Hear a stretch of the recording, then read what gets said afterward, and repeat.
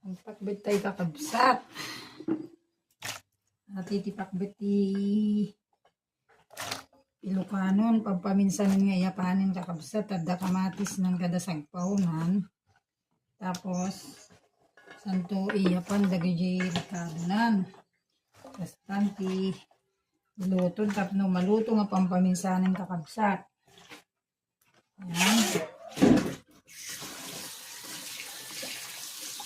Tapos, lagyan na natin ng maraming sahog. Guys, lagyan din natin ng dilata. Ayan mga guys.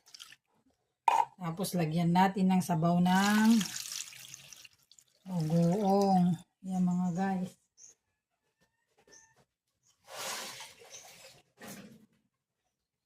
Basta kakabsat iti luto ti nabraw. Yan, lagyan natin ng kon mga guys.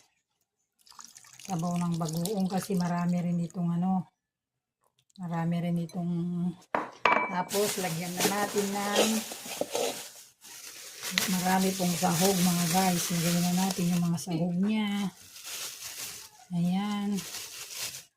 Ayan mga guys. Naprito na. Ayan po ang sahog. Ating pakbet. Ayan mga guys.